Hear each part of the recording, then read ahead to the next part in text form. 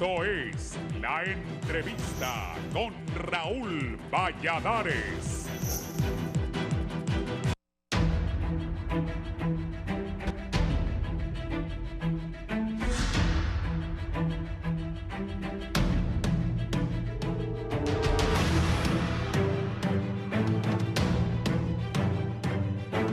Una parálisis sin precedentes, así catalogan algunos expertos lo que sucede en el Congreso Nacional, donde desde hace varias semanas no se convoca a sesiones debido a la falta de consensos para poder elegir a las nuevas autoridades del Ministerio Público. Y lo mencionado por algunos diputados del Poder Legislativo, no se avisora que las actividades en el hemiciclo retornen a corto plazo. El diputado de Libertad y Refundación, Bartolo Fuentes, expuso que no cree que esta semana los legisladores arreglen, pero se debe esperar ya que hemos estado 10 años sin fiscal general. Ese ha estado entorpeciendo el trabajo del Ministerio Público. No quieren que el Ministerio Público cambie. Ellos saben que tienen problemas y que si no están en la cárcel es porque el fiscal les ha engavetado los expedientes, dijo el congresista Fuentes. El secretario del Congreso Nacional, Carlos Zelaya, afirmó la semana anterior lo siguiente. Cuando los diputados de oposición, las bancadas de oposición reconozcan que el Partido Libre ganó las elecciones y que el Partido Libre tiene el derecho y el deber de proponer al fiscal general. Esa es la primera forma que podemos entonces avanzar. El jefe de bancada de Libre, Rafael Sarmiento, expresó que es urgente. No podemos dar más dilatoria ni tiempo. Tenemos conciencia de la responsabilidad histórica que tenemos. Es una de las decisiones más importantes este periodo, dijo.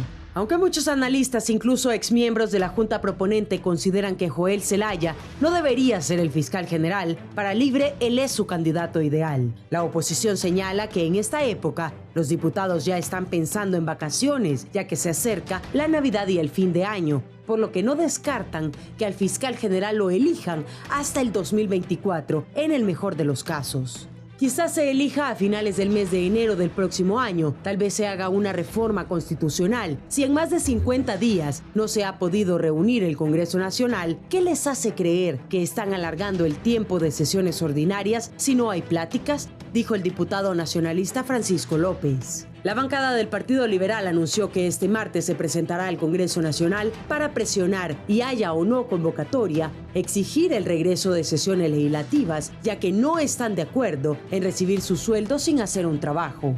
Por lo pronto, la sociedad civil critica la posición de Libre, que asegura no volverán a sesiones mientras no existan consensos para elegir al fiscal general de la República, lo cual catalogan de una acción egoísta y caprichosa del oficialismo, que prefiere mantener la parálisis mientras cientos de leyes siguen engavetadas y los diputados, sin hacer nada, siguen cobrando sus jugosos salarios y viáticos.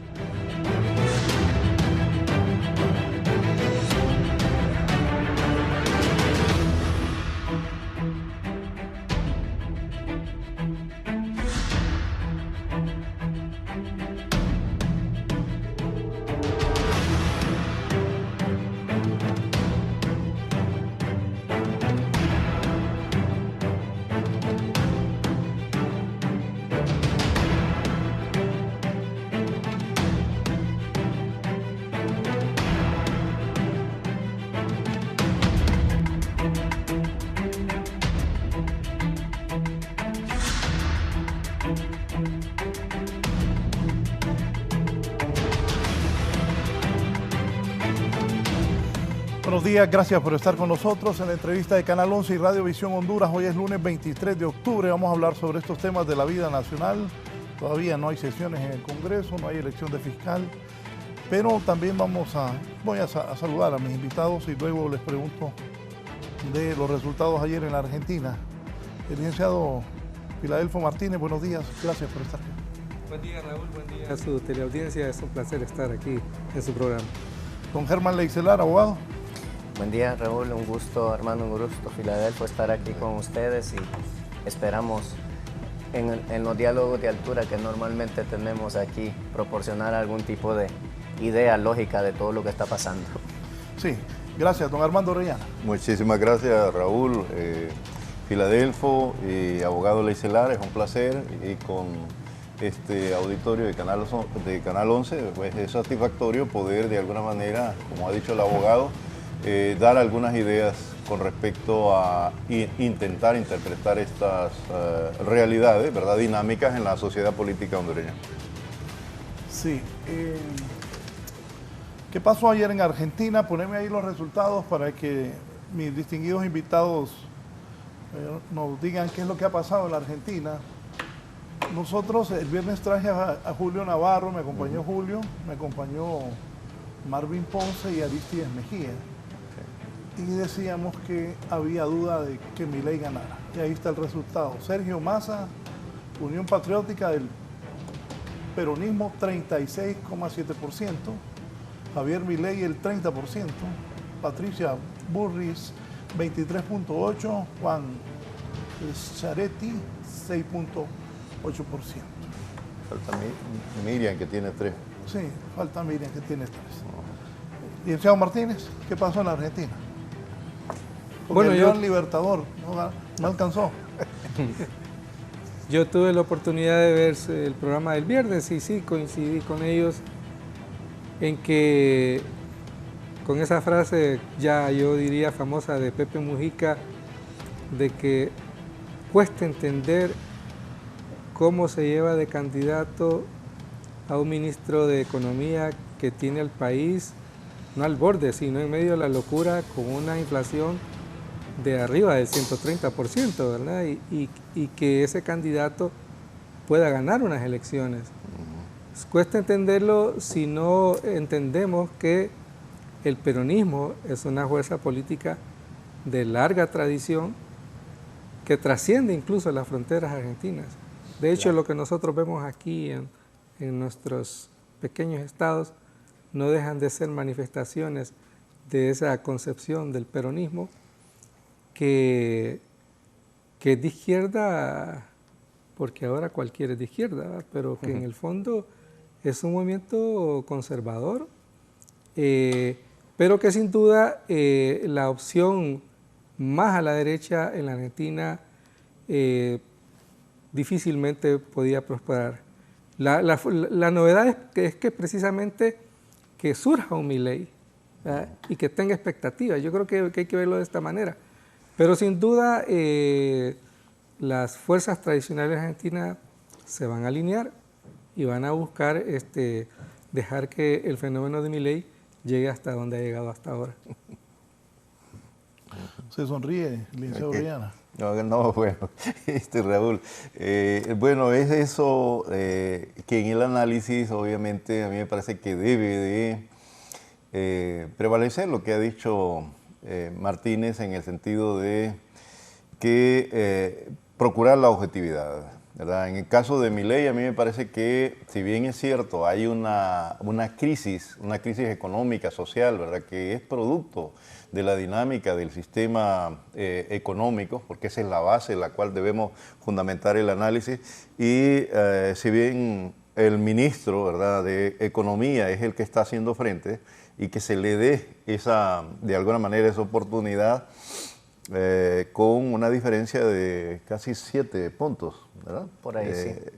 Me parece que genera también esa situación, pero por otro lado, en términos de lo que es los libertarios, ¿verdad?, y estas propuestas extremas de derecha, que sí es novedad. Yo estoy de acuerdo que es novedad, pero que se ha visto como expectativa en América Latina, y no solo en América Latina, porque comienza esto sobre todo en el caso norteamericano, ¿verdad?, que incluso la misma academia norteamericana, cuando estaba cuestionando los supuestos populismos de América Latina, no le queda otra que incorporar, ¿verdad?, al concepto, a la propuesta de análisis al presidente Donald Trump, ¿verdad?, como una extrema que asume de alguna manera algunas propuestas incluso, ¿verdad?, que lindan en las ideas fundamentalistas de los neonazis o el esquema, ¿verdad?, de la pureza étnica, ¿verdad? Entonces vemos acá en Argentina donde este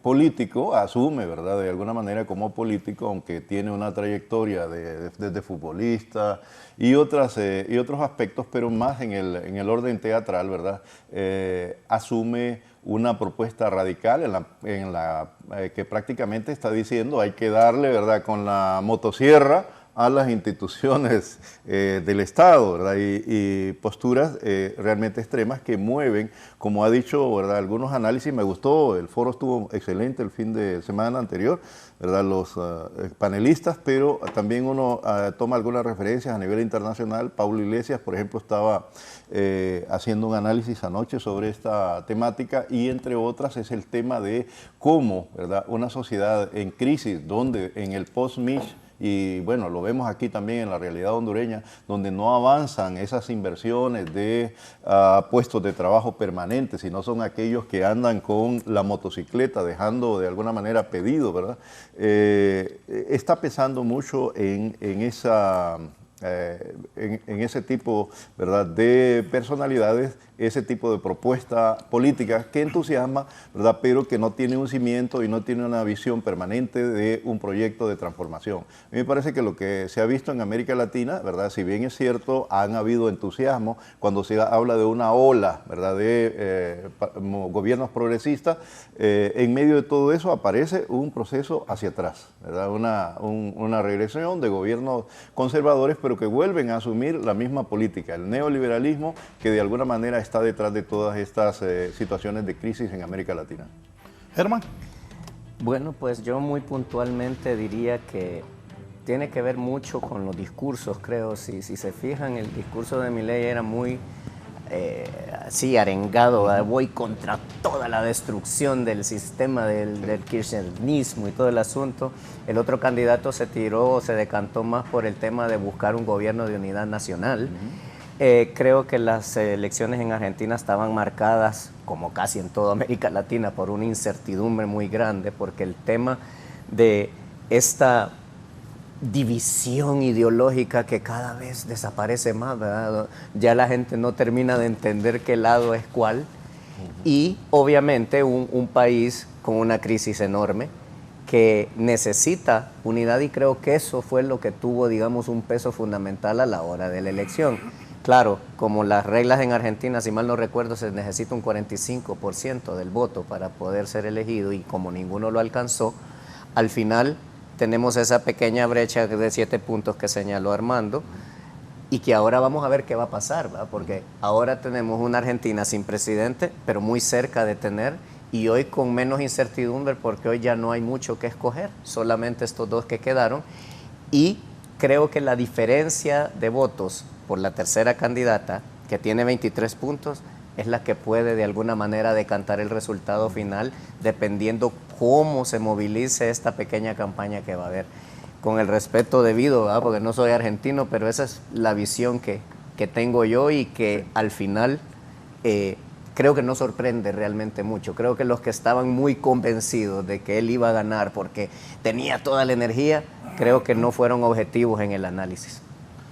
Voy a ver qué dice Jaime Bailey, que dijo por meses que iba a ganar Milei, no lo hizo. Y yo decía el viernes, y entraba en duda, que Milei cerró en un gimnasio de unas 15.000 personas. Para lo que se hablaba de tanta fuerza de él, lo sentí bastante débil. Y ayer el discurso de él también lo vi derrotado a Milei. Pero Patricia Burnish, ¿qué hará ahora? No deja de ser una incógnita, porque yo tuve la oportunidad de estar en la Argentina en diciembre del año pasado, y hay muchas cosas parecidas. En varias ocasiones el metro estaba parado porque el sindicato se había peleado con un jefe de 5ª categoría, y recordé mucho los colectivos de Libre allá en Buenos Aires. Es decir, el esquema es parecido en ese sentido. El peronismo es una fuerza enquistada en toda la estructura del movimiento social, muy poderosa. Y a mí no me extrañaría incluso que el tema de... Porque cuando yo estuve en diciembre, el cambio estaba a 300 pesos por dólar, y hoy está a 1.000. Es impresionante, ¿verdad? En menos de un año, cómo se deterioró la finanza, ¿verdad? Claro. El estado de las finanzas argentinas. y uno se da cuenta de que finalmente la propuesta de Milei es increíblemente arriesgada en términos de cómo hacer las transformaciones que necesitan nuestros estados. Y yo creo que por ahí viene la debilidad tanto de la derecha y de la izquierda. ¿Qué hacer con un estado que no nos funciona a todos? ¿Qué hacer para resolver problemas estructurales de larga data? Para mencionar solo uno de ellos, la pobreza y ahora los temas relacionados con el cambio climático. Ni el peronismo, ni Milei tienen una respuesta concreta y creíble para resolver estos problemas. Los une y lo que vive en Argentina es cómo estas élites políticas siguen el poder. Claro. Y entonces la decisión que va a tomar los otros partidos, los otros candidatos, va a ser en función de qué migajas. Van a hacer negociaciones al estilo Partido Liberal y Partido Nacional de Honduras. Para mí esto es sorprendente. Este esquema trasciende nuestras fronteras y va a ser a partir de eso, ¿qué te doy y qué me das? No en función de reconocer que Milei creció porque hay una parte de la sociedad argentina que ya está hasta la coronilla y que está buscando nuevas opciones. Y esto no nos olvidamos tanto de que Milei no pueda ganar las elecciones, porque la frustración va a crecer en la Argentina. Ah, claro. Y vamos a tener nuevas dificultades argentinas independientemente de quién gane las elecciones. ¿Qué va a hacer el Burnis? No, a mí me parece que los partidos no se deben analizar como una unidad monolítica o simplemente los líderes, ¿verdad? Que son los líderes los que van a tomar la decisión. A mí me parece que hay una población que en el proceso electoral asume la decisión de votar, ¿verdad?, a favor de un determinado candidato, pero no necesariamente es lo que percibimos acá en Honduras. Sí, hay al igual, ¿verdad?, de alguna manera un voto duro, pero buena parte de la ciudadanía argentina, desde mi perspectiva, ¿verdad?, tiene criterio, y esos criterios pues son los que de alguna manera van a hacer que posiblemente se muevan esos votantes que en el caso del partido justicialista, ¿verdad?, hay propuestas, incluso líneas, ¿verdad?, que algunas van hacia la izquierda, otras hacia la derecha. Hay también, ¿verdad?, un tercer candidato que está en la línea pues de la derecha, y hay un candidato de la izquierda, recordemos una candidata de la izquierda que, si bien es cierto apenas alcanzó un 3%, creo que va a sumar en el caso de Massa. Entonces todos estos elementos hay que tomar en cuenta, y sí coincido en que independientemente del resultado que sea, ¿verdad?, pero la lógica nos dice que probablemente sea Massa, ¿verdad?, aún en medio de toda esa desacertada administración, o más concretamente, ¿verdad?, los resultados que no han sido los deseables, ¿verdad?, es probable que tengamos nuevamente un gobierno peronista, en la línea peronista, pero que procesos de negociación es posible, ¿verdad?, que asuma pues de alguna manera una revisión crítica de lo que se ha estado haciendo hasta ahora. Ese 6% es bastante grande para, sí. para Massa. Y yo creo que como cierre, para que entremos a lo nuestro, como dicen, lo que tú decías, Raúl, el tema de las muestras esas, de tener manifestaciones, cerrar en un lugar repleto de personas, no es garantía de nada.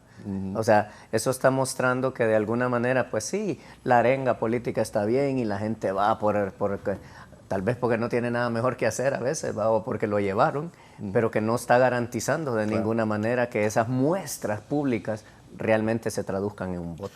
Realmente, el otro día escuchando a unos periodistas en la crítica de que los diputados no entienden la teoría política, la separación de poderes, los contrapesos, es que no necesitan entenderlo. Claro. No necesitan entenderlo. Este es un congreso folclórico, este es un congreso digno ejemplo de cómo funciona la lógica del poder en Honduras, y que se perfeccionó. Y ahora nosotros nos asustamos porque los diputados derrochan el dinero de nosotros Pero la verdad es que esto no es la primera vez. Esa es la historia de todos los diputados, con raras excepciones, rarísimas excepciones, de diputados que se han apegado a su función constitucional. Luego tenemos el hecho de que este es un Congreso electo con una directiva electa de manera anormal y que no deja de constituir una ilegalidad. Pero fíjate que los diputados lo critican, pero todos los 128, después de una negociación, reconocieron esa ilegalidad y hoy son cómplices de esa ilegalidad. De tal manera que de la única manera que podemos resolver esa discusión de la directiva del Congreso es con otra ilegalidad. Cuando uno lo ve así, y perdón porque me estoy metiendo en un campo que tú dominas mejor, adelante. Uno se da cuenta de que solo podemos apelar al folclorismo y a una especie de surrealismo político, ¿verdad? Es decir, esa es la realidad de Honduras y en la que vamos a tener fiscal general de la República cuando se les antoje a los dueños de las bancadas, de los partidos políticos. Es decir, mire, la presión es casi unánime de la sociedad hondureña, incluso de los amigos de Honduras, pidiéndole a las fuerzas políticas representadas en el Congreso que se pongan de acuerdo. Y a ellos les importa un comino eso. Y les importa un comino que aquí, y cuando tú decías al inicio, este diálogo de altura, yo creo que de altura solo tiene las sillas en las que estamos descansando, ¿verdad? Pero estamos en un diálogo que es en medio del fango que produce la idiosincrasia política hondureña, basada en esa visión patrimonialista y clientelar del Estado hondureño. Entonces, ninguno de los partidos tiene excusa, ni el Partido Libertad de Refundación que está en el gobierno, que controla el Ejecutivo, ni la denominada oposición. Creo que todos hay que verlos por igual y todos están en función de garantizar que el nuevo fiscal no va a continuar acosando a ellos mismos, a los diputados. No les importa si meten preso a un gerente de una institución, ya sea del gobierno de Xiomara Castro o del gobierno anterior, no les importa eso, pero con tal no toque a los diputados y a los líderes de los diputados que están fuera del Congreso, las cosas se van a mantener. Les importa un comino la Sisi y lo que opine la cooperación. Van a ponerse de acuerdo cuando sea necesario. Y bueno, lo que suena es que finalmente el acuerdo va a ser que vamos a tener un supervisor de fiscales, siempre se me olvida el nombre, que va a ser electo por el Congreso. Y de esa manera entonces va a funcionar el reparto de poder en el Congreso. Entonces, yo no me hago ilusiones, por eso evado dar entrevistas, porque es como ser parte del circo. Y hoy leí un artículo de Otto Martín Wolf que me gustó, una especie de pragmatismo. ¿Y qué va a pasar? No va a pasar nada. Tenemos que esperar a que ellos se pongan de acuerdo, porque no hay fuerza social y política que pueda hacerlos cambiar de parecer. Es una pena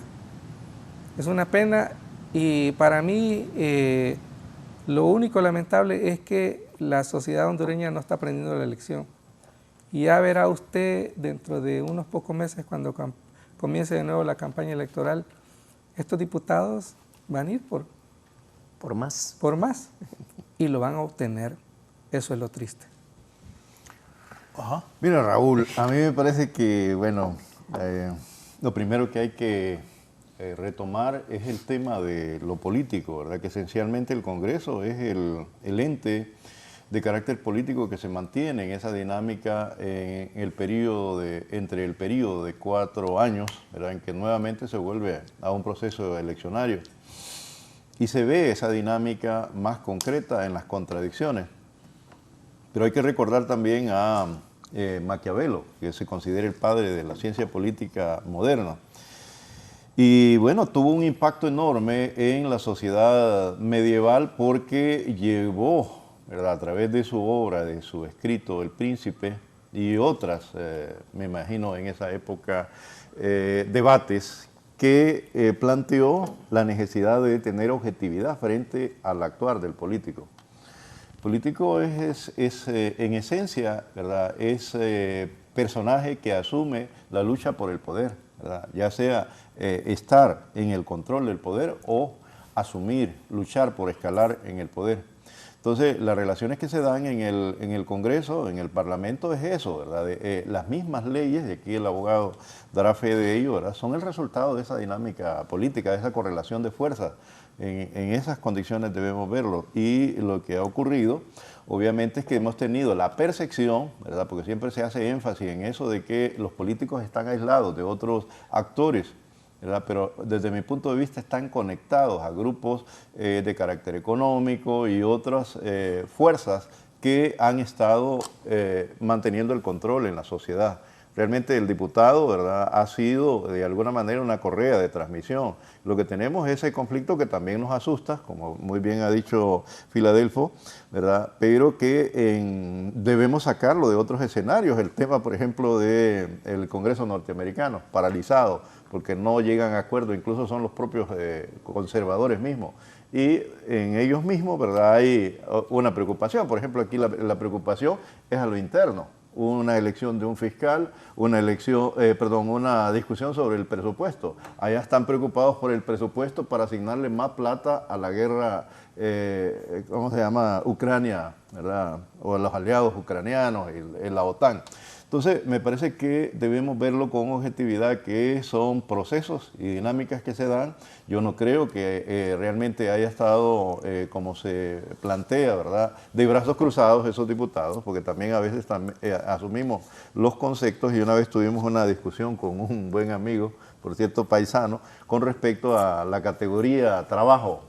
Abogado, usted que es laboralista, ¿verdad? Sí. Porque muchas veces se percibe la idea del trabajo estar haciendo ejercicio físico de transformación de la materia prima, pero olvidamos que hay trabajo intelectual, y en el caso de los políticos, no nos engañemos, los diputados de diversos partidos anduvieron en sus regiones, han estado en sus regiones garantizando lo que ha dicho Filadelfo, la posibilidad de volver o mantenerse en el Congreso. Pero por otro lado también hay que ver en términos positivos que hay comisiones que han estado trabajando, ¿verdad?, de forma permanente. He visto a través de la televisión, del canal del Congreso, donde se han estado reuniendo para discutir el tema del presupuesto, y me parece que eso es saludable. Las contradicciones que existen con respecto a esto, coincido en muchos de los análisis que se hacen, que está detrás del temor, el miedo, ¿verdad?, a que realmente a través del Ministerio Público, y sumado a eso, que también es otra cosa que se ha venido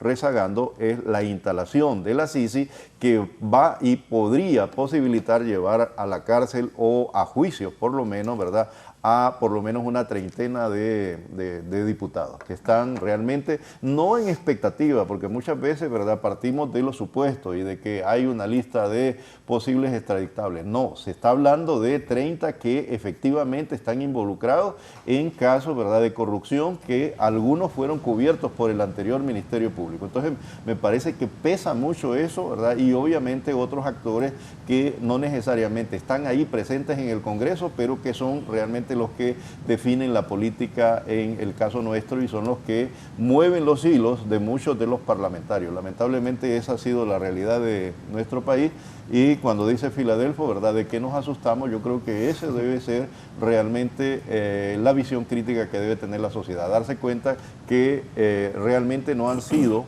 como se ha dicho, padres de la patria o representantes de los intereses del pueblo, sino que muchas veces, ¿verdad?, de esos otros, como decía Víctor Mesa, grupos de poder fáctico. Germán. Sí, bueno, yo creo que no me queda más que coincidir, y más allá de las flores, de que si yo manejo mejor el tema, es que aquí yo ya no sé quién maneja qué tema. O sea, ¿qué les puedo decir? Uno puede decir tantas cosas y no hay eco, no hay un oído que escuche, no hay un oído que entienda, y empezando por ellos mismos. Porque imagínense lo que ustedes están señalando, ¿ah? El tema de que si conocen o no conocen la separación de poderes, etcétera, al final no solo es que no importe, Filadelfo, yo creo que lo entienden perfectamente y es como aquello que dicen, Señor, perdónalos porque no saben lo que hacen. No, yo creo que saben perfectamente lo que hacen. Están pero claritos de lo que están haciendo, pero lo están haciendo mal. Y lo hacen mal a propósito porque no hay justificación alguna. La obligación de elegir un fiscal general es del Congreso. ¿Tienen los elementos para elegir el fiscal? Claro que sí.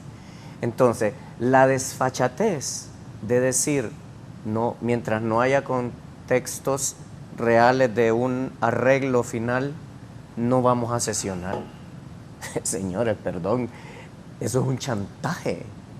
Es un chantaje legislativo. Es decir, ¿qué me está diciendo? ¿Cuántas cosas puedo leer yo detrás de un mensaje de alguien de la Junta Directiva del Congreso que dice que no van a sesionar mientras no haya consensos? Y la actividad legislativa, las leyes, las reformas, el estancamiento político que eso genera, la destrucción del poco criterio y concepto de institucionalidad que podamos tener en el país, el tema del desgaste de la política misma de la nación, el tema de la guía que le están dando a toda una ciudadanía que volcó esperanzas en una elección más, donde dieron un voto bastante sabio dentro de lo que cabe y que, como decías tú, Filadelfo, me vale chancleta, qué bonito que votaste, ahí nos vemos en la otra elección, mientras tanto yo arreglo mi asunto aquí. Y tu voto y mi rol importan un carajo, porque yo estoy aquí para otra cosa menos para lo que fui elegido. Entonces, a mí eso me parece lamentable porque estamos viviendo una crisis sin precedentes en un montón de aspectos, tanto a lo interno como a lo externo. ¿Qué va a pasar? Ya vi también que iniciaron los conflictos entre India y Pakistán, ¿no?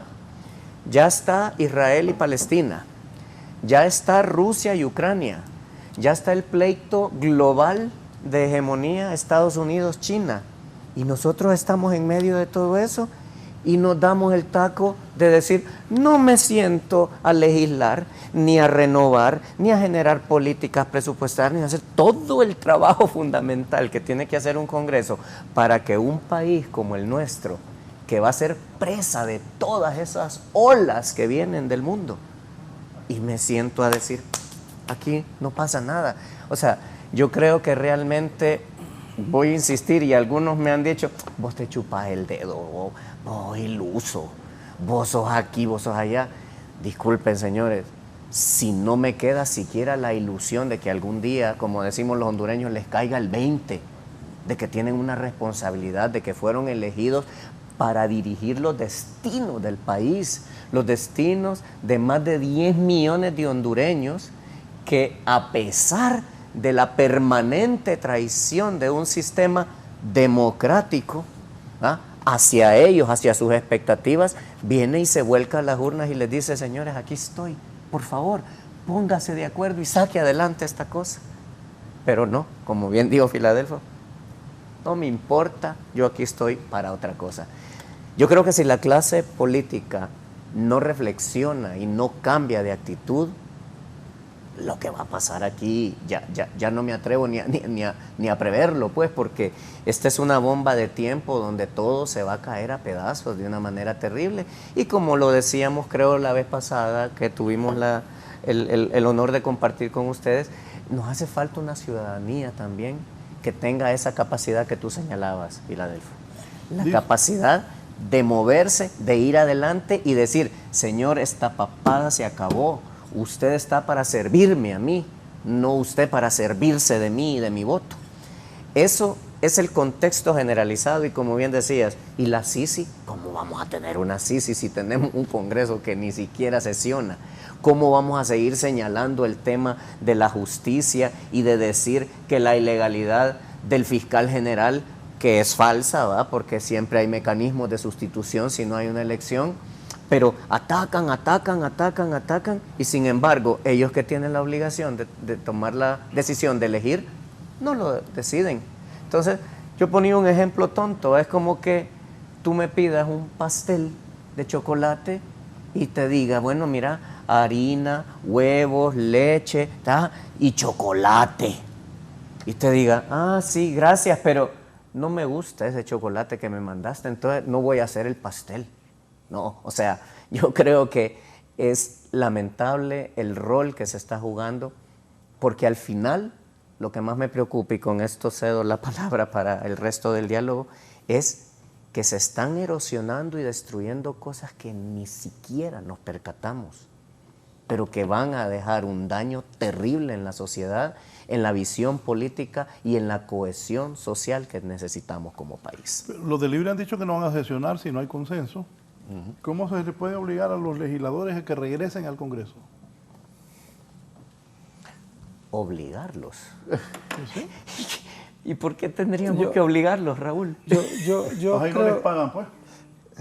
Ajá. ¿Y de pisto? Bueno. Entonces, aquí el que no trabaja, ¿quién le pagan sin trabajar? Eso sería bueno, que la ministra de Finanzas diga, miren, señor, me le corta el presupuesto a esta gente allá porque no está trabajando, ¿eh?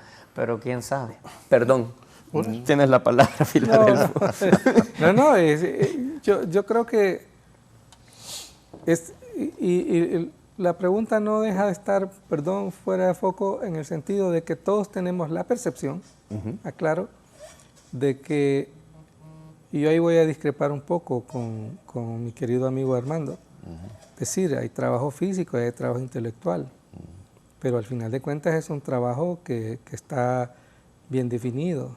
Y el trabajo de los diputados es legislar, no andar en los pueblos repartiendo bolsas de comida para ganar las próximas elecciones. Para la próxima, entonces, su trabajo no lo están haciendo. Así es. No están cumpliendo con su trabajo. El problema es que eso es lo histórico, insisto. Son pocos los diputados que legislan. Sí. En el sentido de crear leyes. La mayoría llega ahí a seguir la línea. Y en ese sentido llega a seguir la línea. Y entonces el que no se pongan de acuerdo, sin duda para mí, es una línea que puede venir de los que están en la obligación de decidir si les pagan o no por no trabajar, que es la pregunta de Raúl. Entonces, si yo soy el que les pago y decido que no trabajen, no es culpa de los señores diputados el que no trabajen, si yo les doy una orden. Y yo creo que hay que verlo así, la responsabilidad. Al final de cuentas, ¿hasta dónde son ellos exactamente los auténticos responsables de esta especie de crisis? Y ahí yo insisto, porque, hablando en buen español, ¿qué tan necesario es un fiscal? Si el fiscal por el que estamos sustituyendo es un hombre que no trabajaba. La verdad, otro más. Era uno más. Bueno, y el Ministerio Público, mal o bien, funcionó y sigue funcionando. Lo que se ha dicho es que hay otras instancias como el Tribunal Superior de Cuentas que urge que los diputados se pongan a dialogar. Y yo quiero decir esto porque la semana pasada tuve la oportunidad de estar en un debate bien interesante sobre América Latina y este problema del Canal de Panamá. Y entonces yo planteé el tema de la propuesta de la presidenta del ferrocarril interoceánico, y resulta que hasta en eso estamos atrasados, porque el corredor de Tehuantepec en México es casi una realidad, y aún Perú y Brasil ya, porque todos los países están conscientes de que el Canal de Panamá ya llegó a su tope. Sí. Y nosotros peleando porque los diputados no eligen el fiscal, hombre. Pidiéndonos visa. Entonces, los problemas fundamentales del país no se discuten. Y entonces, ¿cómo hacemos para cambiar la agenda de los diputados y la agenda nuestra? Que es una, mire, yo le voy a decir, yo estoy harto. Esto comenzó desde enero de este año. Y que el fiscal, y yo reviso los programas y estamos diciendo lo mismo, que los diputados son haraganes. Y entonces llegamos al hartazgo. Y le digo esto, si valiera la pena insistir para que hagan su trabajo, yo seguiría insistiendo. pero todo es una changoneta y no cambia nada, no va a cambiar nada, y aquí viene el punto. Entonces, ¿cómo deshacemos, cómo desandamos, cómo desestructuramos este discurso perverso que nos hace estar en medio del lodo y patinar y patinar y patinar, y hasta las fuerzas más inteligentes como nosotros nos creemos, estamos en medio del fango, discutiendo tonteras, perdón. ¿Cómo cambiamos la tónica del país y nos ponemos a hablar de los problemas de verdad y encontrar solución? Yo le digo, y ustedes pusieron un ejemplo, en Estados Unidos también hay problemas del Congreso, que los diputados se tomen su tiempo, pero eso no significa que no pueden abordar otros problemas, claro, que no pueden seguir con su labor constitucional. Y ahí es donde está el tema, ¿verdad? Y ahí es donde entra la suspicacia, porque entonces el propósito pareciera ser, no es que se elija o no el fiscal, sino demostrarnos que el sistema político hondureño, así como está estructurado, no conviene y hay que refundirlo, ¿verdad? Para hacer uno nuevo. Y ahí es donde vienen las suspicacias. Armando. Mira, Raúl, yo sí, ¿verdad? Quiero recordarle a Filadelfo que nosotros estudiábamos en algún momento estas perspectivas de análisis y que, si bien es cierto, ¿verdad? Cada uno asume una postura, veo en Filadelfo una postura bastante pesimista y tiene de alguna manera justificación en parte, pero recordando esa metodología de análisis, habrá que hablar de la verdad, ¿verdad? En el análisis de una perspectiva crítica, se asume la idea de la verdad absoluta y la verdad relativa. A veces en muchos enfoques asumimos, ¿verdad?, esta idea de absolutizar, más allá de otros temas que hemos abordado en términos de también lenguajes y comunicaciones que buscan en otras esferas, no necesariamente en esta, pero el tema de la falacia.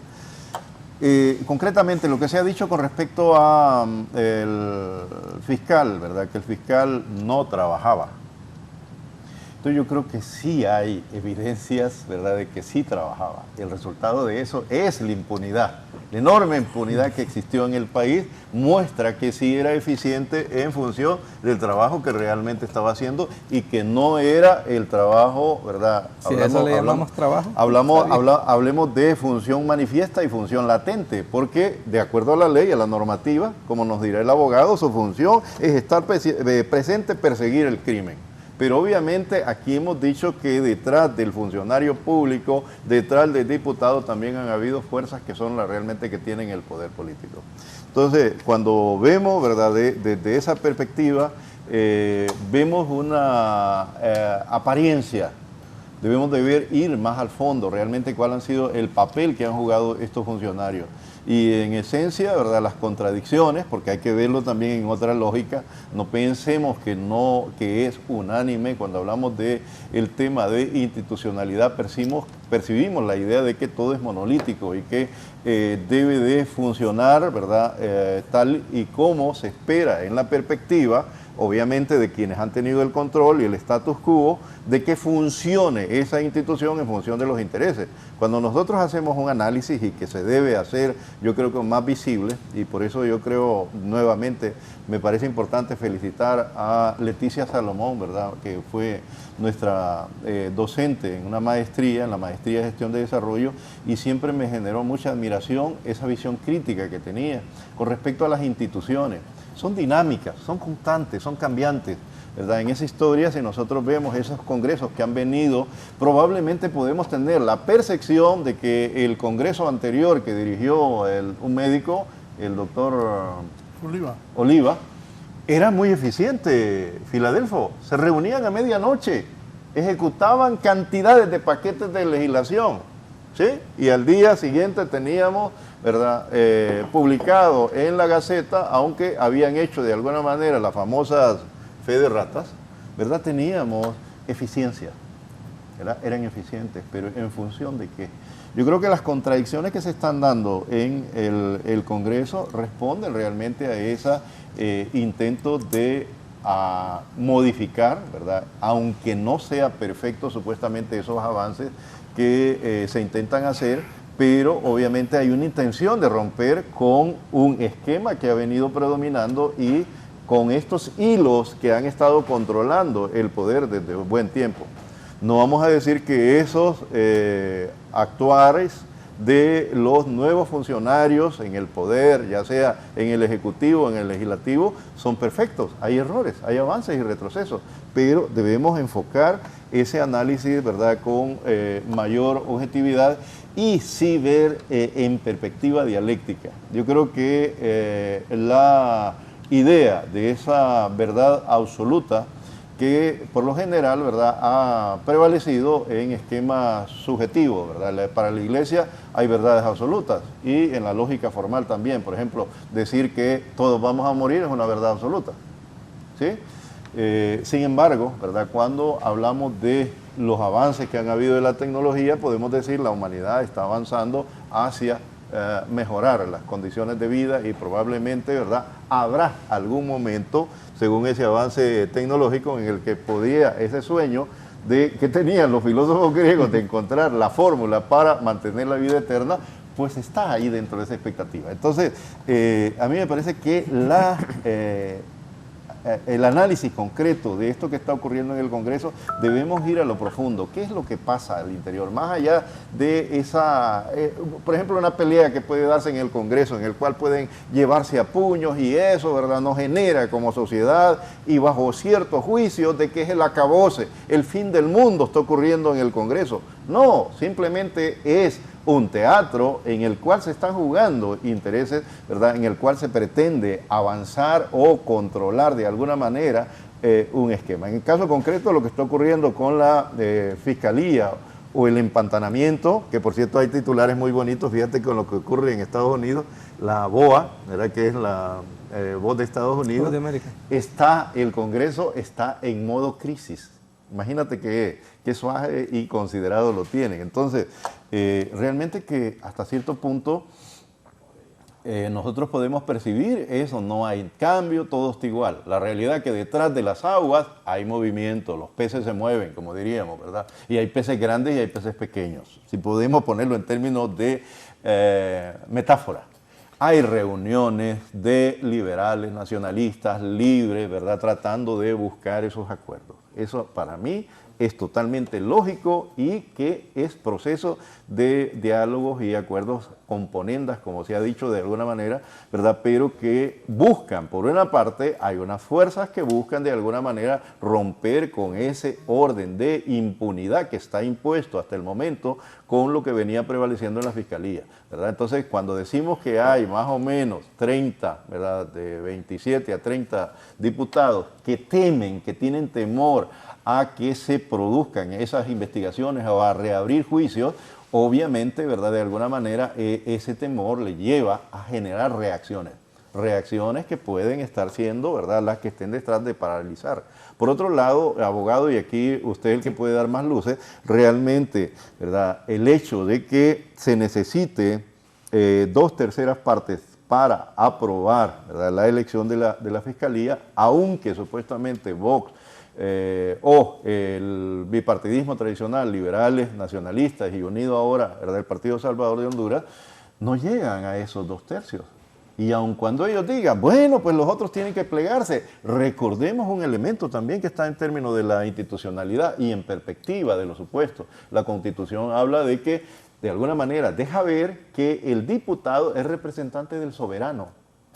¿Y el poder reside en qué? En el pueblo. Sí. Y si esos son soberanos, nosotros no podemos, ¿verdad?, lo que dijo Raúl, discúlpame, pero aquí vamos a entrar en contradicción. Yo creo que no existe en el Ejecutivo, si hablamos de lo que dijo Filadelfo, de la división de poderes, ¿verdad?, esa posibilidad de, aun cuando se tenga el manejo del presupuesto, ¿verdad?, de ir e imponerle al diputado lo que tiene que hacer, porque se supone que tiene esa posibilidad de libertad de expresión y decidir con respecto a esos debates. ¿En serio? Ah, bueno, ahí tenemos el abogado. No. Te faltó hablar de los sofismas. Ok. Bueno, ¿y en cuánto tiempo van a poner de acuerdo?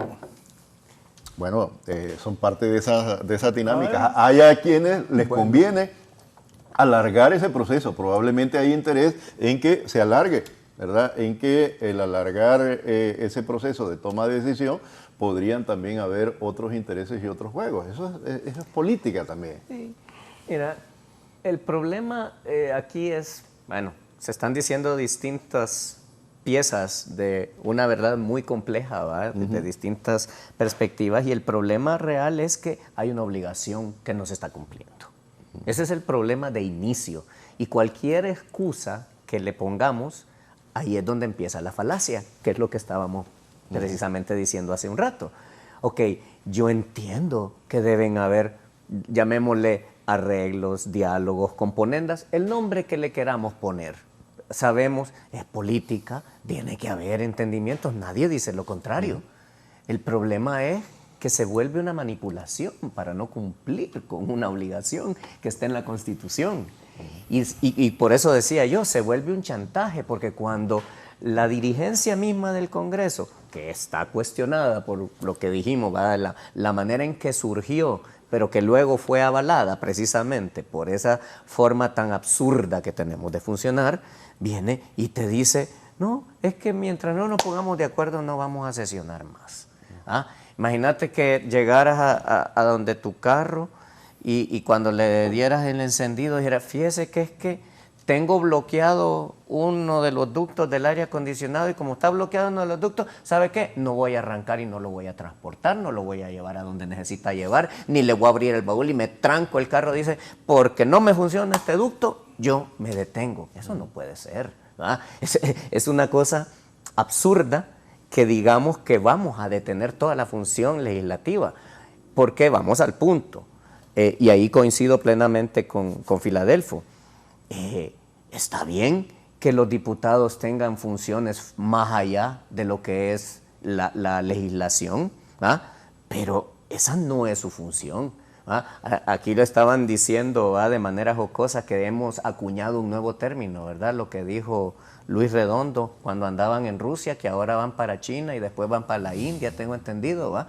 Que están ejercitando, ¿cómo fue que dijeron? Diplomacia legislativa. ¿Ah?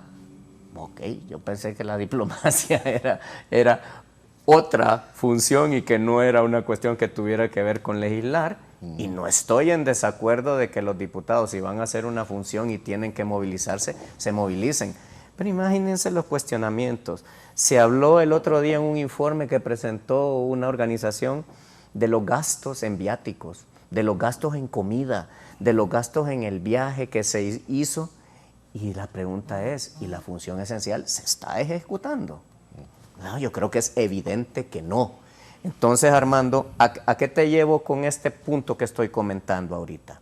Yo creo que está bien que digamos, y sabemos que es cierto que se aprobaban cuestiones en los madrugones y que posiblemente el fiscal general se encargó de ocultar determinadas cosas, pero eso no quiere decir que la función se paró totalmente, ¿ah? Para bien o para mal. Y una parte en la que sí no coincido es en el tema de que pensemos que realmente lo que hay es una voluntad de cortar los hilos que tienen destruido al país y que lo tienen controlado. Porque honestamente, y como lo dije antes y lo diré aquí nuevamente, yo creo que lo único que hay es quién va a quedarse con los hilos. Yo no creo que nadie quiera desmontar hilos.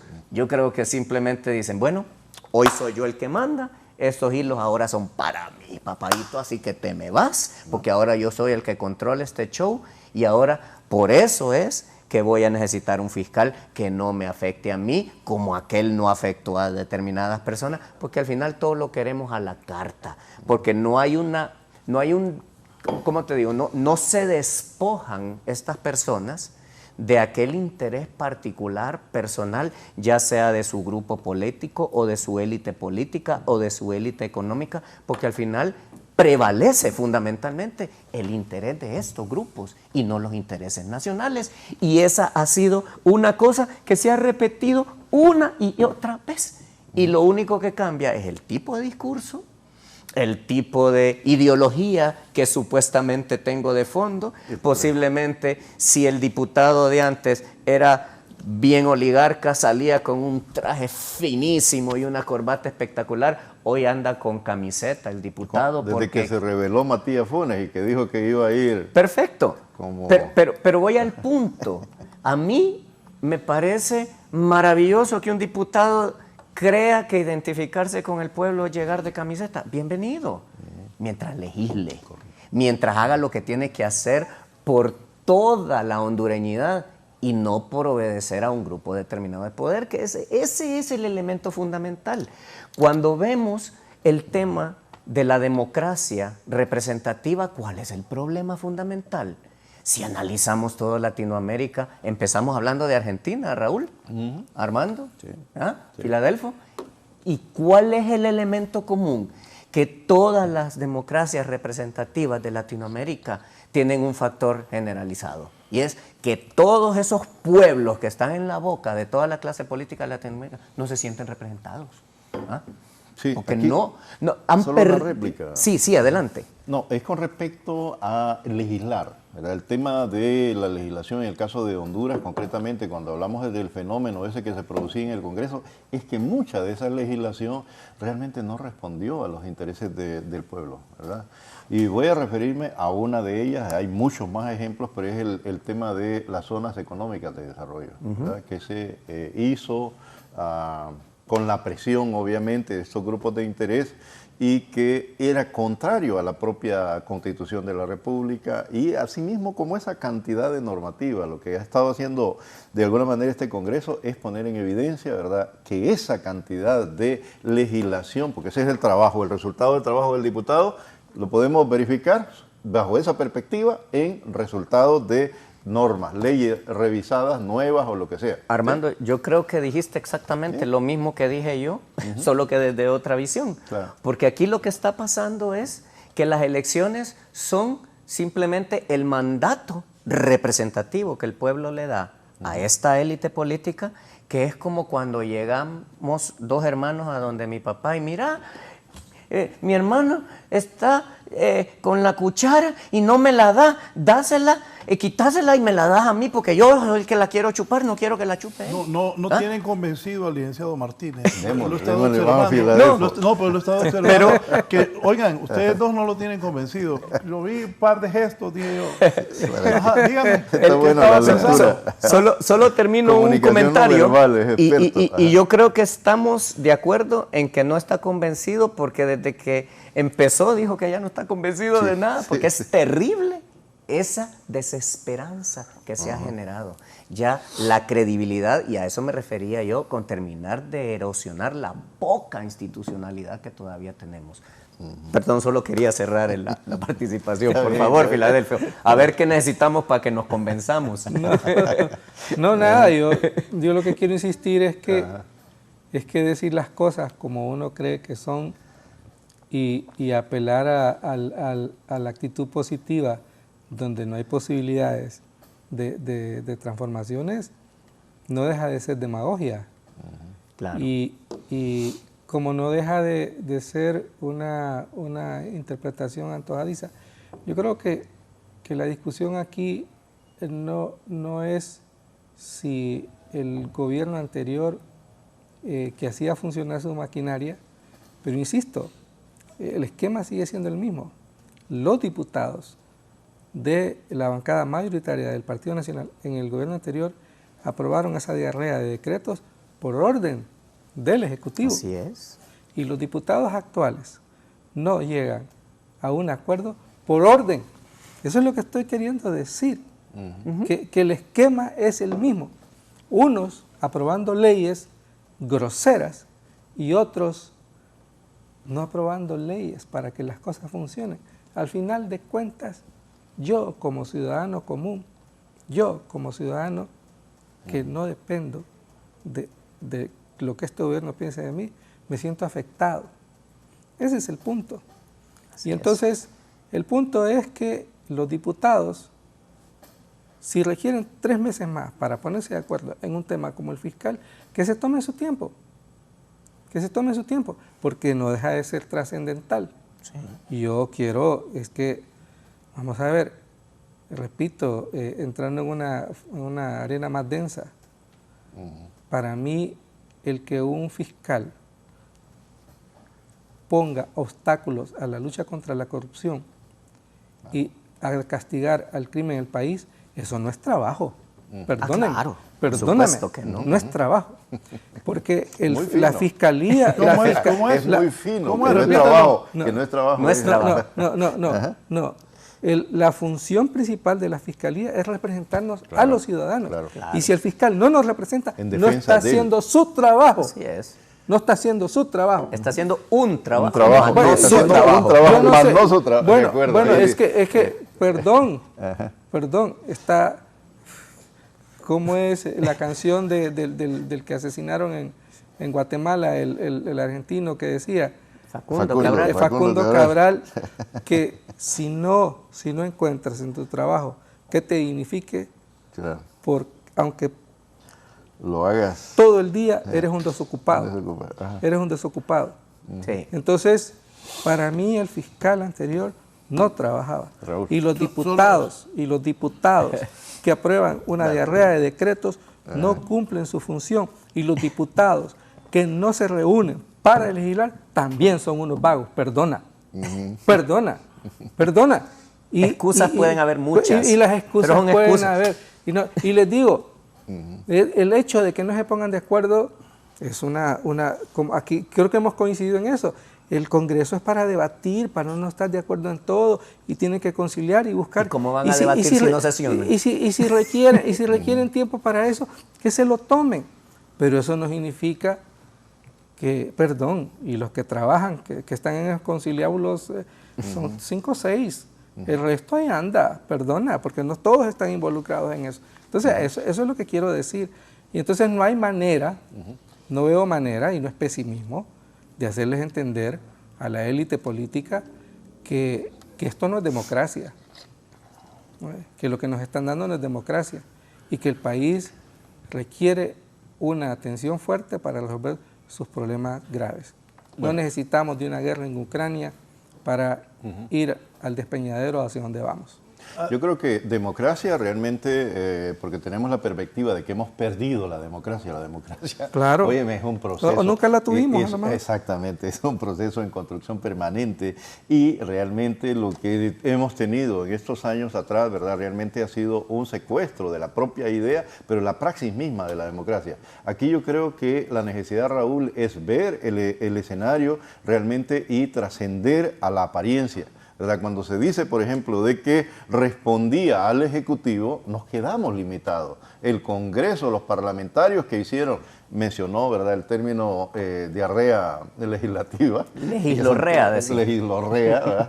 o bueno, todos estos términos, pero además lo que el no trabajo, ¿verdad?, que nos refiere Filadelfo del fiscal, realmente olvidamos algo, ¿verdad? El poder político del país, los partidos políticos, la élite política fue secuestrada por el crimen organizado, el narcotráfico. Y evidencia de eso es que tenés un expresidente, ¿verdad?, de Honduras, ¿verdad?, preso en Estados Unidos. Evidencia de eso es que hay cantidad de parlamentarios, incluso, ¿verdad?, que fueron diputados, y hay un alcalde, ¿verdad?, 2 alcaldes, perdón, estoy refiriéndome a mi departamento, y el otro que está por allá por Copán, que eran parte de esa élite política. Entonces, incluso el bipartidismo, ¿verdad?, de alguna manera estuvo penetrado. Entonces, lo que vemos es cuando menciona el abogado esos hilos, y la pelea es por quién se queda con los hilos. Bueno, yo también podría tener mis reservas con respecto a esto, podría ser abogado. Sí. Y lo que dice Filadelfo, ¿verdad?, en el sentido de que probablemente, bueno, tengamos detrás de todos estos conflictos de intereses en el Congreso, probablemente, ¿verdad?, esas fuerzas políticas, o más bien económicas o irregulares, ¿verdad?, que funcionan, mafias si le queremos llamar, ¿verdad?, que podrían estar también detrás de eso, y que no necesariamente lo que está ocurriendo, ¿verdad?, camine hacia algo nuevo, porque es también, desde la perspectiva dialéctica, Filadelfo, lo nuevo que nace todavía no es lo perfecto que desearíamos. Sí. ¿Sabes qué, Armando? Solamente un comentario. O sea, desde 1982 a la fecha, dígame un gobierno que no haya sido la solución para todos los males del país. Uno. Y díganme quién ha solucionado. A eso es a lo que me refiero. Claro. Solo hay un cambio de discurso y un cambio de personajes, pero el resultado sigue siendo el mismo. La nación no avanza y no obtiene las respuestas de lo que deberían hacer estas personas que han sido elegidas para hacer un trabajo que no hacen. Y a eso es a lo que yo me refiero. Y al final yo diría, si vamos a la etimología de la palabra democracia, y aquí voy a parafrasear a mi padre, democracia etimológicamente, ¿verdad?, es pueblo y poder, ¿verdad? Entonces, el poder del pueblo, porque demos y kratos, es el origen de la palabra. Pero yo creo que de un tiempo para acá, el demos lo cambiamos por un demos que viene de lo demoníaco, del demonio, de una cosa que lamentablemente está insultada, degradada y destruida porque no hay vocación de servicio, no hay interés de desarrollar cuestiones para el pueblo, que es al que se deben en realidad. Y reitero, hablo por mi experiencia del 82 para acá, he oído 1000 discursos, he visto 1000 cosas y yo no he visto los resultados. Por supuesto que no todo es negativo, más de alguna cosa buena tiene que haber en medio de toda la desgracia que nos está manejando, pero lamentablemente la balanza se decanta más para el lado de lo negativo, debido a que a la corrupción, a la obediencia a esas élites de poder y a que la vocación de dar al pueblo lo que se merece a través del sistema democrático no ocurre en la vida real, lamentablemente. Abogado, yo solo quiero decir dos cositas. Mira, con respecto a él, es el avance y el retroceso, porque si recordamos, ¿qué decía Suazo Córdoba? El gobierno del trabajo, ¿te recuerdas? Sí. ¿Verdad? Y supuestamente, ¿verdad?, hay en cada uno de los gobiernos, si recordamos, una consigna, pero el punto es que cuando vemos el resultado sí te encuentras los resultados negativos. Yo creo que hay avances y retrocesos en todo eso, y con respecto a lo que estamos viendo, yo percibo que sí hay en este proceso una voluntad de avance en función de recuperar intereses a favor del pueblo. Y vuelvo a referirme a la ley de, ¿cómo se llama?, de la sede, ¿verdad? Cuando hay una voluntad de recuperar soberanía y entre otras cosas.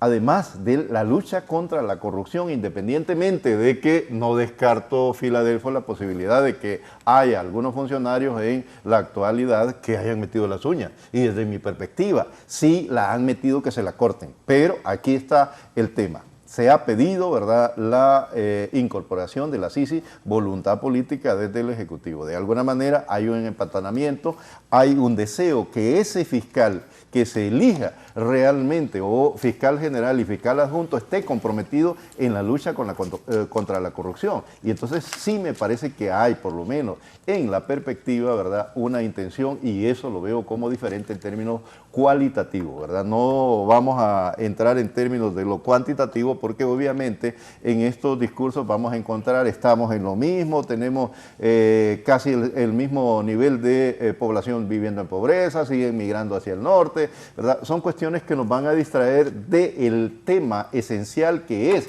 en la perspectiva de avance, ¿verdad? Entonces yo creo que sí hay algún nivel de interés. Obviamente hay errores, hay situaciones que podrían ser reprochables, pero desde el momento mismo en que yo estoy diciendo fiscalíceme, revíseme, ¿verdad?, y estoy dispuesto a que me abran mis expedientes, a mí me parece que nos habla de una nueva forma de hacer política pública. Entonces sí veo esos elementos, aunque no descarto, por eso le digo, no descarto la posibilidad de que hayan cometido o se estén cometiendo algunos errores. Pero desde la perspectiva hacia el ciudadano debemos hacerle ver y observar más allá de la apariencia.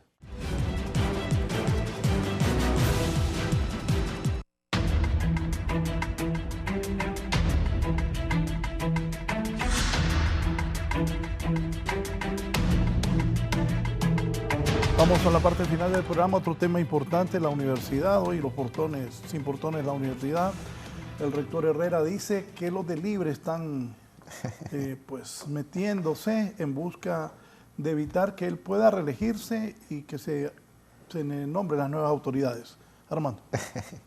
Bueno, yo creo que estos temas, ¿verdad?, realmente deben de ser analizados más allá de, repito, el tema de las apariencias. ¿Por qué señalar, verdad, y poner simplemente la idea de que son actores externos, verdad? Lleva de alguna manera el propósito de ocultar realidades que se producen al interior de estas instituciones, que también requieren, como se ha dicho en este debate, democratizarse, ¿verdad? Sí. Escuchar las voces, ¿verdad? Y llegar a esos acuerdos en los cuales lo que prevalezca es el interés colectivo, no el interés individual o de grupos privilegiados.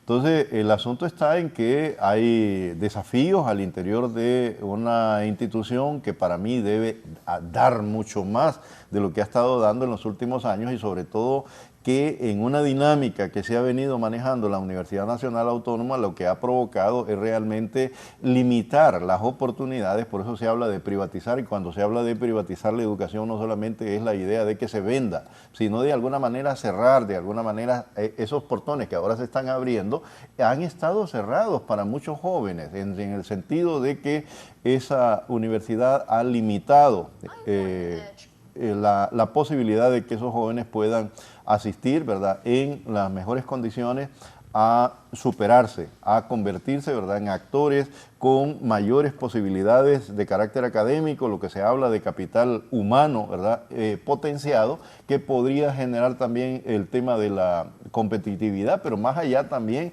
ese pensamiento crítico, esa producción académica que se requiere en la universidad y que se ha estancado desde hace algunas décadas producto de alguna manera de esos controles. Y cuando hablábamos, ¿verdad?, desde el Ejecutivo y más allá desde el Ejecutivo, porque yo percibo también siempre otra fuerza, ¿verdad? La descalificación de la universidad, de la academia pública, ha llevado consigo el hecho de que cuando hablamos de que se producen desórdenes, anarquías y todo, ¿verdad?, pero que no se soluciona, obviamente la dinámica de muchos actores, sobre todo de clase media, es: yo voy a matricular mis hijos en la universidad privada. Y eso, las universidades privadas riéndose encantados, sigue el conflicto, no hay problema, ¿verdad? Y todo, apoyemos para que se mantenga una inestabilidad al interior, porque tenemos el gran negocio de la educación superior privada. Entonces me parece que se necesita democratizar la Universidad Nacional Autónoma, así como la Universidad Pedagógica, como la Universidad de Agricultura, ¿verdad? Las mismas universidades también, obviamente, ahí hay una línea más vertical, me refiero a la Universidad de Defensa y la de Policía, que son estatales, pero que también deben responder a una dinámica de los intereses del pueblo hondureño y no a círculos, ¿verdad?, que controlan, y que debe promoverse ese pensamiento, esa academia que implica de alguna manera, ¿verdad?, debatir sobre diversas posturas, lo que estamos haciendo aquí con el abogado Leicelar, que tiene una posición posiblemente, ¿verdad?, más allá de lo ideológico. Yo veo las perspectivas de análisis, porque muchas veces ponemos lo ideológico como un patrón peyorativo, y son esquemas.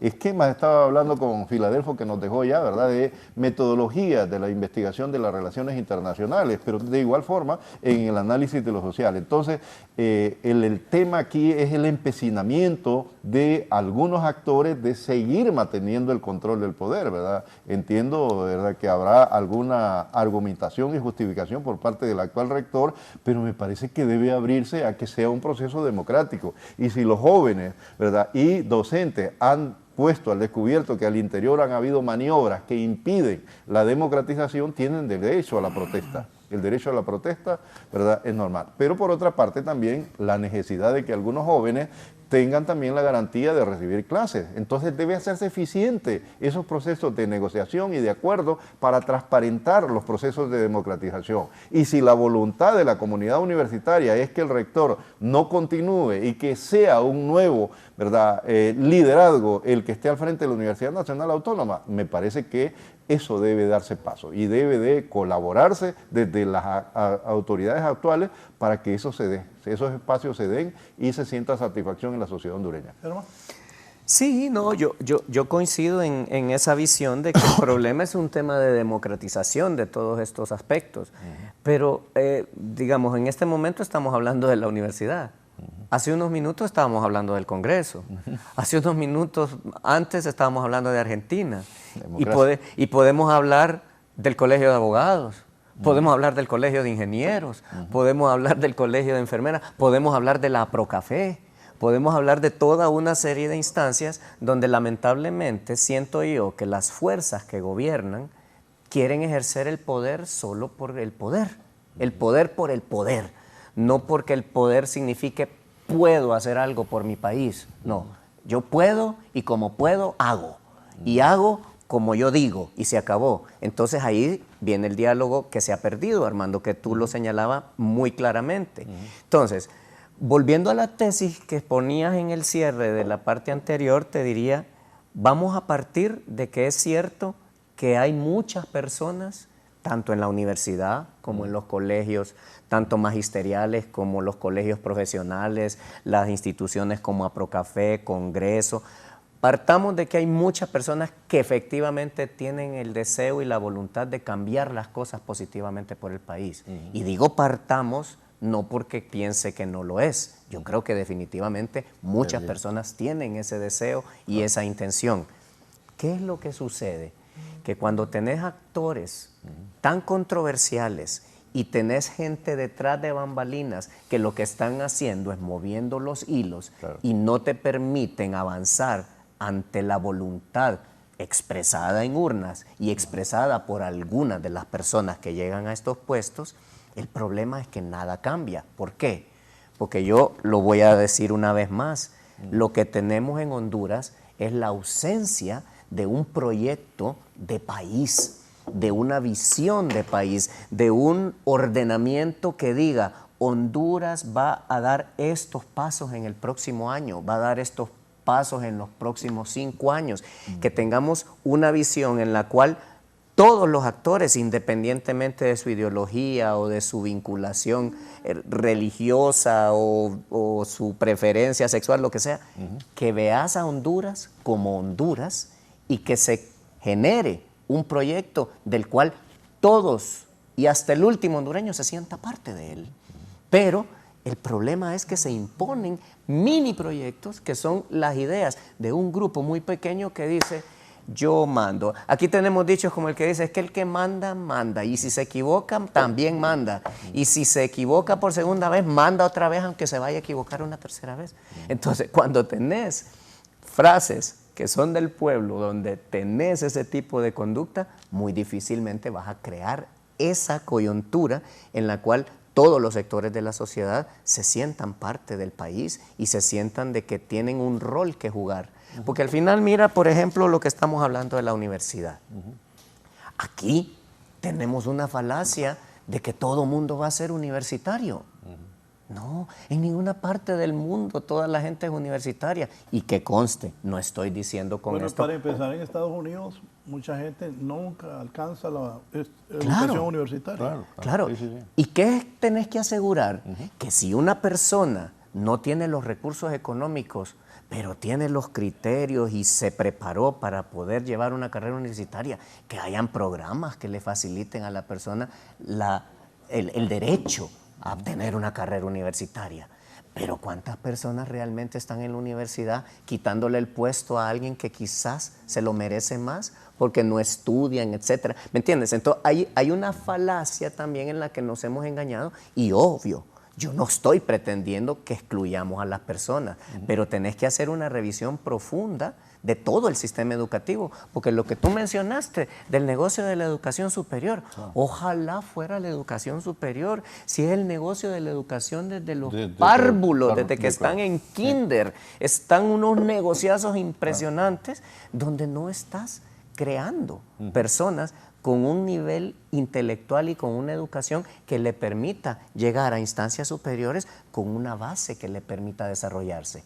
Y por otro lado, solo decir esto, no todos son carreras universitarias. Yo el otro día escribí un artículo donde hablaba que fíjate que podés darle formación y educación a la gente con las nuevas tendencias tecnológicas que hay. Por ejemplo, si empezás a formar personas y le das esa visión, vas a tener una ciudadanía más educada, con más criterio y posiblemente enfocada en un campo que está ahí a la mano y al alcance de todos, pero nadie está pensando en cómo vas a arreglar los programas educativos, los programas universitarios y cómo vas a integrar toda esa formación desde niño hasta que vas a llegar a la universidad para que haya una estructuración donde los valores cívicos, moral y cívica desapareció, ya no existe moral y cívica, y creo que nosotros somos las últimas generaciones que tenemos claro que tenés un rol que jugar en la sociedad. ¿Qué piensa la gente de la carrera universitaria? Eso es para ser pisto. No, las carreras universitarias no son para ser pisto. Si sos bueno en lo que haces, posiblemente vas a ganar buen dinero, pero sos un elemento de la sociedad para darle un servicio a la sociedad. Pero se ha perdido esa visión y entonces, claro, el pleito está ahí, pero la pregunta final es, ¿lo que está pasando en la universidad es distinto a lo que estábamos mencionando originalmente? Vamos al tema de la democracia. Entonces aquí el punto. ¿Qué es lo que ha pasado con respecto a estos liderazgos? Si los vemos en general, en Honduras, ¿verdad? Y bueno, lo que me mencionaba de América Latina. Sí. Muchas veces nos vamos por las personas, ¿verdad? La gente estaba entusiasmada con Milei, por el espectáculo que hizo Milei y todo lo demás. Pero realmente nos detenemos las sociedades a revisar qué es lo que propone. Entonces, en la autónoma, como en cualquier otra de las universidades, ¿verdad? El estudio de quién va a y revisar quién va a dirigir estas instituciones debe pasar por un análisis profundo de qué es lo que representa, qué propuesta, ¿verdad?, de transformación está llevando, si está cambiando, modificando o poniendo a tono con los cambios que se están produciendo en el mundo. Modernizar. Bueno, sí, y también humanizar, porque el tema es eso. No, sin duda. Cuando tú dices, es dinero, voy a estudiar medicina porque ahí se gana plata, porque quiero tener un estatus social, quiero ser abogado porque quiero, ¿verdad?, hacer el trinquete y convertirme. Me gusta el trinquete. Aunque defienda a narcotraficantes y todo lo demás, ¿verdad?, quiero hacer plata. Entonces, lo que me garantice a mí más rápido graduarme y todo lo demás. Muchas veces esa es la perspectiva que lleva y incluso los cambios que se producen en las universidades están en función de eso. Pero realmente se está haciendo un estudio profundo de qué es lo que va a hacer o significar la universidad pública, porque sí, a la par, ¿verdad?, de que tenemos una sociedad, obviamente con el derecho de la iniciativa y todo lo que está, ¿verdad?, la preocupación debe ser qué es el papel de esa universidad pública. Entonces a mí me parece que eso es lo que hace falta, profundizar y darse cuenta que al interior han existido círculos de poder, argollas, ¿verdad?, que impiden una verdadera democratización. La universidad fue asaltada desde hace ya varias décadas atrás, ¿verdad?, por círculos que hay que decirlo, y creo que tu padre conoció mucho de eso también, ¿verdad?, porque en la Universidad Nacional Autónoma esos círculos conservadores, ¿verdad?, prácticamente militarizaron la universidad y se apoderaron y en esa línea de alguna manera se impidió el verdadero desarrollo y la preocupación académica. Entonces, la situación que se está dando hoy, ¿verdad?, es un proceso de transición. Y entonces el hecho de aparentemente abrir los portones está en una perspectiva probablemente negativa de impedir la protesta, pero por otro lado yo considero, ¿verdad?, de que sí existe la necesidad de que debe de producirse la universidad fuente no solamente para recibir clases de forma mecánica y el conocimiento, sino foros, debates, discusiones, investigaciones, presentación, apoyo a investigadores científicos, porque muchas veces el académico, tú que también eres académico, con la carga enorme que tiene de 4 o 5 clases, ahora se carga con 4 o 5 clases, no tiene el tiempo suficiente para realizar investigación y presentarla. Esa toma es de apoyo. Hoy no hay portones en la universidad. Quiten esa toma, pues lo que hoy hay es que no hay portones. Es un simbolismo bonito. Sí, nos vamos. Sí, nos vamos. Comentario final. Bueno, mis comentarios finales son esos. Yo, bueno, primero que nada, un gusto haber compartido. Siempre es importante tener esos escenarios de amplitud, porque conocer ideas distintas te amplía los horizontes. Y creo que eso es lo que la élite política no practica, lamentablemente. Así es, le teme y quieren controlarlo todo. Y la democracia no es controlarlo todo.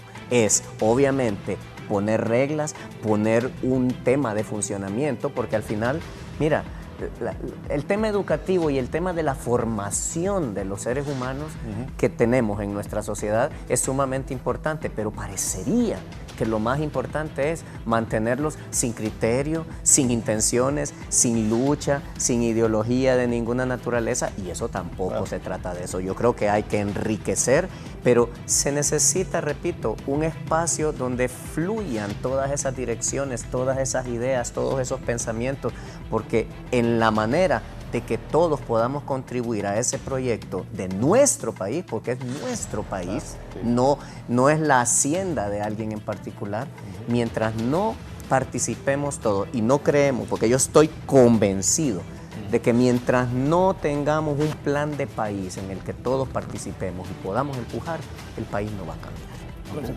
De acuerdo, bueno, yo de alguna manera satisfecho también con poder participar en este espacio.